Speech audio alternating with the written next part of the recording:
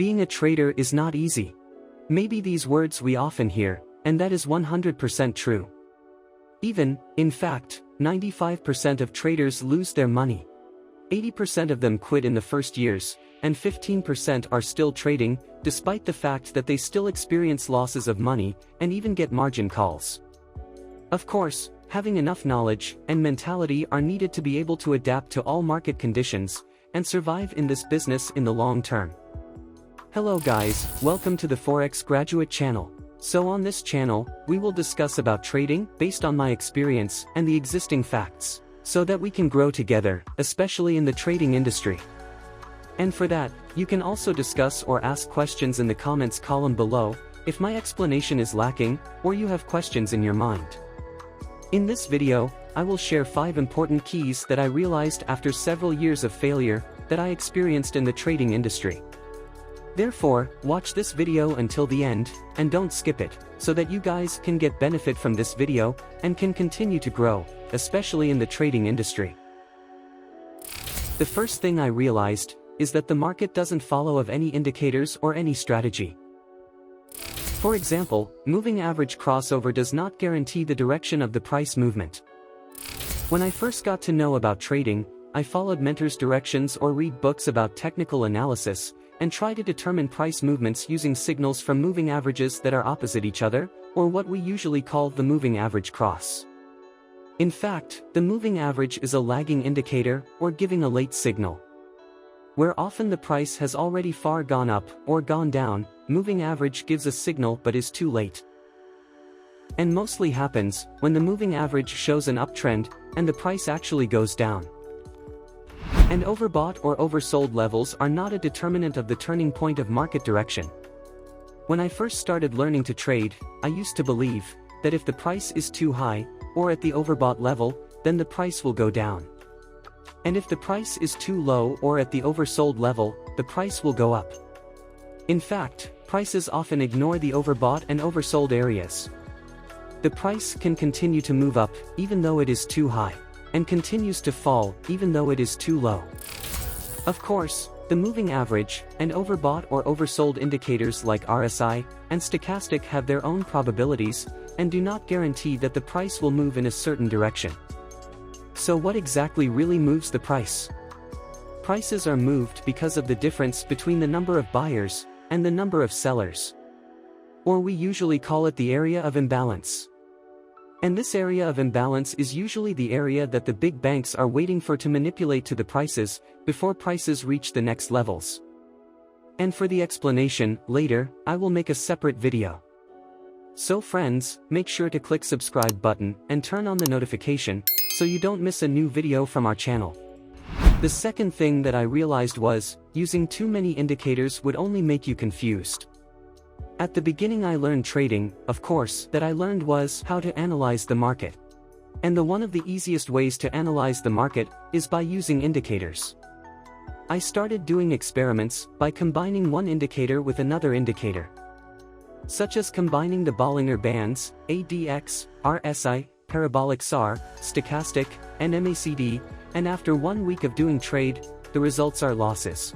And in the next week, I added more indicators, until my chart was full of indicators. With belief, the more indicators, the more accurate my analysis will be. In fact, I get more confused and more confused when I look at my chart.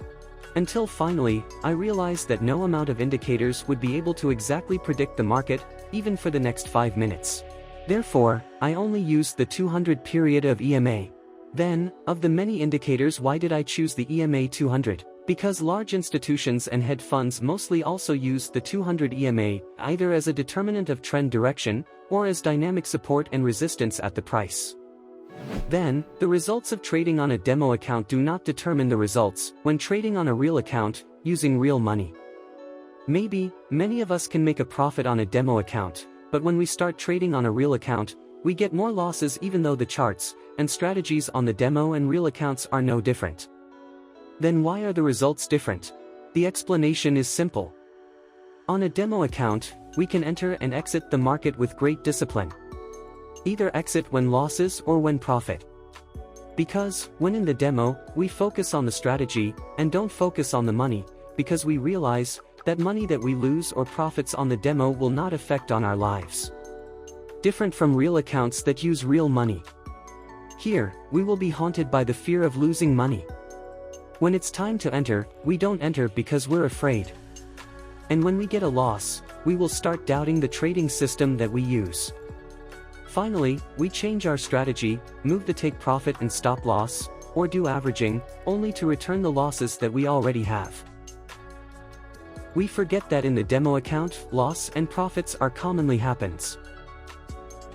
My advice is, to keep testing the strategy you are using, on a demo account. And if the results are good enough, you can move to a real account.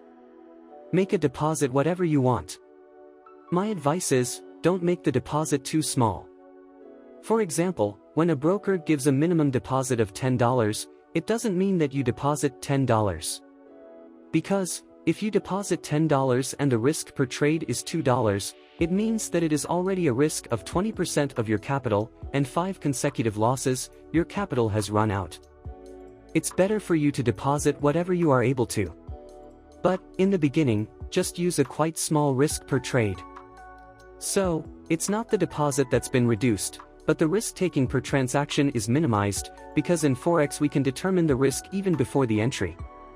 My advice is, to use a risk of maybe 0.2% or 0.5% of the money that we deposit at the beginning. The goal is, for you to start learning to feel the market more better. After you are sure enough, and start to feel comfortable when there is a loss, or profit, with the strategy you are using, you can start increasing the risk per transaction until you find a number of risks that you feel are comfortable. My advice is not more than 2% risk per trade. Then the fourth, use a strategy that suits for your personality. Not all strategies are suitable for us. I also experienced this when I attended a trading class where the mentor shared the trading strategy he used. And what happened was, there were some of my friends who were successful and profitable using that strategy, while I'm having trouble getting it to work. After I studied, it turned out that it was not a strategy or I was wrong. However, it turned out that the strategy he gave did not match with my character. For that, my advice to you, before deciding the trading system that you will use, first, you must decide a trading style that is suitable and comfortable with your character. You have to decide whether you are suitable for the trading style of a scalper, a day trader, a swing trader, or an investor trader. Then determine the time frame that feels quite comfortable. Because everyone has a different trading style, choosing a time frame is also necessary to adapt to each trading style. Next, determine the number of risks per trade that you are comfortable to lose. Everyone has a different level of risk tolerance, therefore you must determine the amount of risk per transaction that will be taken based on psychology. My advice, don't take too much risk, so you can stay calm even when a loss occurs. Then determine the type of entry and exit that fits according to personality. Are you comfortable doing instant execution entries, or using pending orders, and doing stop loss and take profit, or using cut loss and cut profit? Because later, this will greatly affect psychology and careers of you all. Then the fifth, determining risk is more important than determining profit. Professional traders are not traders who are able to make a lot of profit, but who are able to survive and make consistent profits in the long term. As a beginner, at the beginning I knew trading, I always imagined getting tens or even hundreds of % profit per month. I also have an unreasonable daily target. But I forgot to prepare how much loss I might be happening. In the end, I traded without a stop loss, or used a stop loss but didn't calculate the lot correctly, and no matter how much profit I got, it would ended up be losing. My advice, at the beginning we start trading, is to focus on risk and focus on being able to survive first in the trading industry. Always use a stop loss and determine the risk before making a transaction.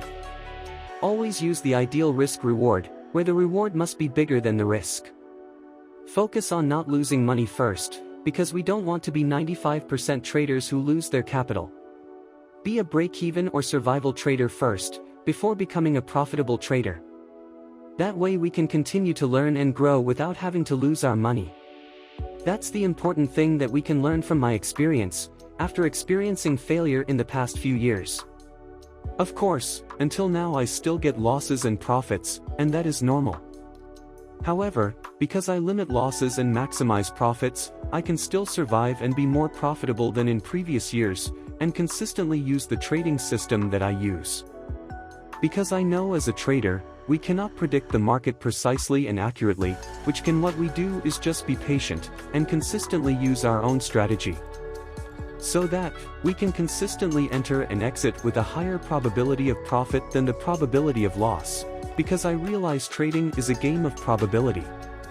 If you find this video useful for you, click like and subscribe, so that I can be more excited to make the next videos. And don't forget to turn on the bell button, so you can get notifications when there's a new video from this channel, and share this video to your friends, so they can also learn together, both those who are already trading, or those who are just about to start. Forex graduate here, and see you in the next video.